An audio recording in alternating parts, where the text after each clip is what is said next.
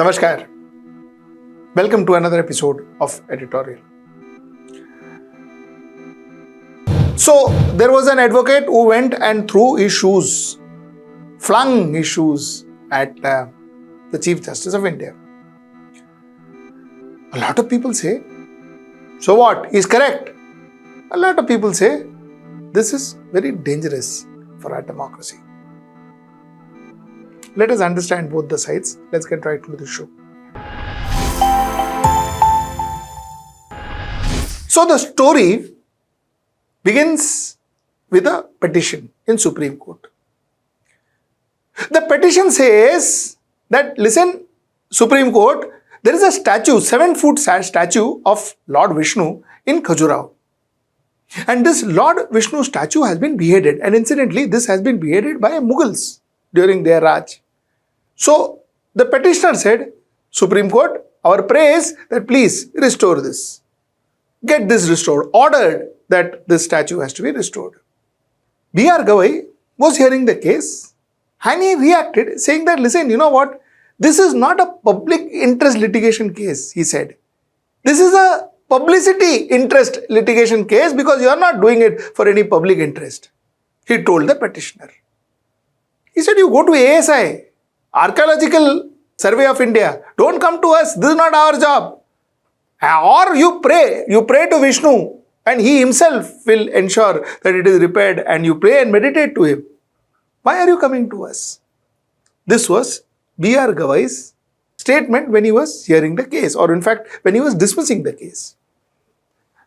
Now, this statement, a lot of people felt quite hurt. A lot of sentiments were hurt. And as a result of this statement and the fact that a lot of sentiments were hurt, there is an advocate called Rakesh Kishore in Supreme Court who went and who hurled a shoe at the Chief Justice of India. Now, let's dissect this entire story. First, let's talk about Chief Justice of India, B.R. Gavai. Was he correct in making such a statement? I think no. He shouldn't have. He should have shown restraint. It was an unnecessary statement made by a person of that caliber. He is the Chief Justice of India. He has no business in hurting anybody's sentiments. Whether that is right, wrong, otherwise tolerant, intolerant, jo bhi hai. Why are you going out of your way to hurt somebody's sentiments? Is that fair? Why? What is the need? The fact that what he said is correct. You go to the Archaeological Survey of India. Why are you coming to Supreme Court? Perfectly said. Say that and leave it at that. Now go pray to Lord Vishnu, meditate to Lord Vishnu. He will. Was it necessary? So that's my point number one. Let that be. Point number two. You see, are we become a nation of such intolerance? I mean, there is a limit. Someone, senior journalist, he was saying, Are Baba, there is a limit to which Hindus can tolerate. And this is beyond limit. By some judge saying that, you pray to Vishnu, you think, is it going to harm our faith? It is going to affect our faith. It is going to affect our trust, our belief on our faith. The fact remains that is his point of view. That is what he wanted to say. He said it. How does it matter? Of course, you want to express your protest, express your protest. But to condone this kind of behavior, does that suit the Hinduism that we know? Point number two. Point number three. You see, the biggest, if you go, you please scan the social media sites. You please scan.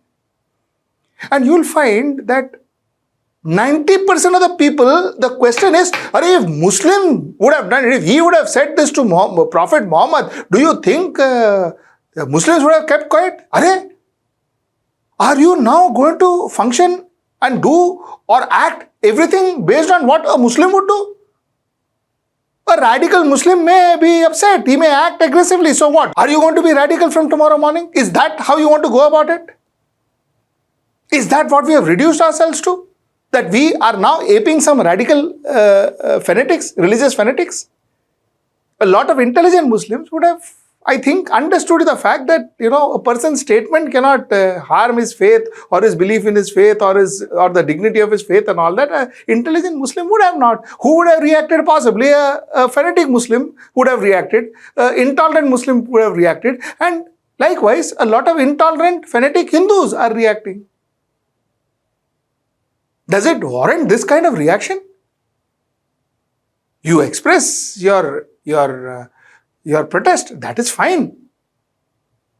But the fact remains that I think a lot of things, a lot of act that we currently do is because Muslims are doing so. So why can't we?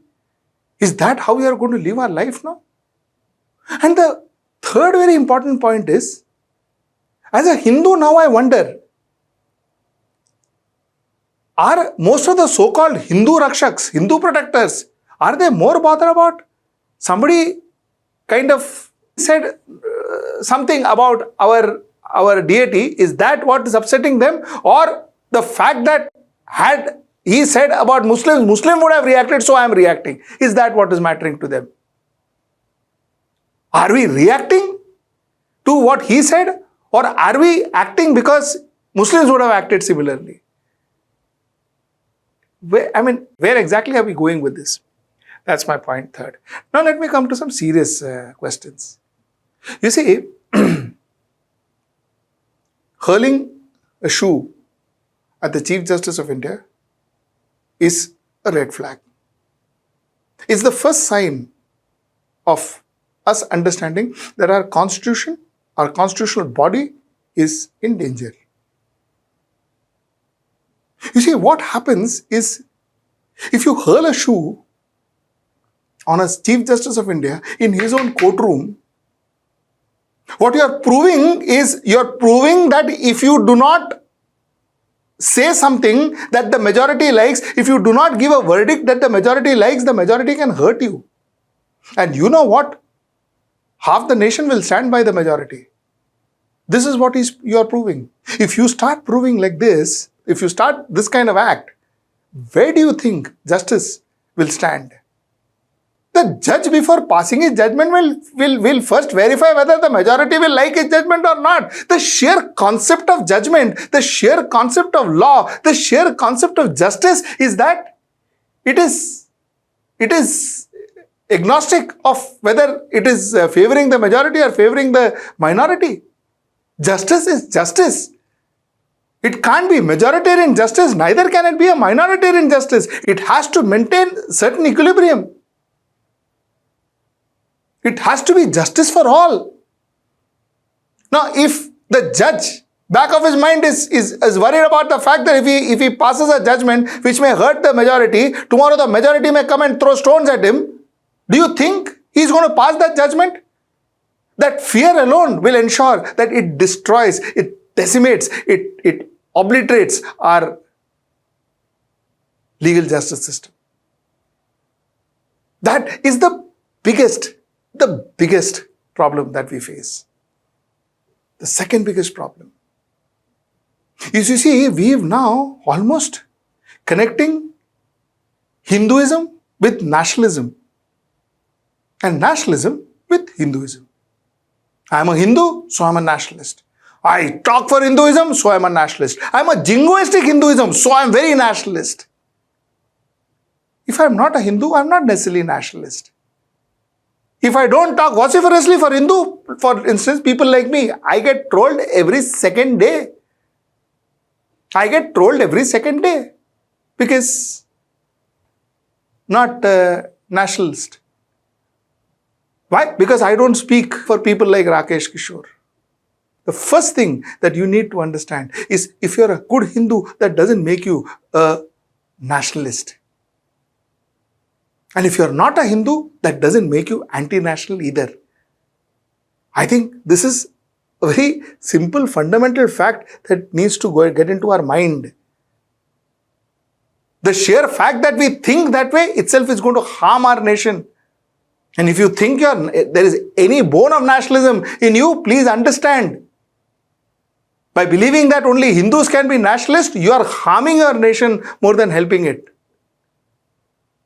And secondly, and most importantly, you see, this kind of nationalism and this kind of hatred that we are seeing right now, this hatred is spreading. Earlier on, it was communal. Now, it has become caste. Which means, earlier on, it was the other person who was your enemy. Now, it is people within your group that is turning the enemies. And these enemies are going to increase. The enemies are going to increase. Because only by increasing enemies can political parties form groups. Political parties can form vote base. And that's exactly what we are falling prey to. So don't just see this incident of somebody throwing a shoe at a Chief Justice as just a stray incident. It is not. It is beginning of a very, very important chapter in Indian history. And believe me, this chapter, if it continues, and if this chapter lasts long, we are going to be in a lot of trouble in the coming future. That's the point I wanted to make. Till I see you tomorrow at 10. Namaskar.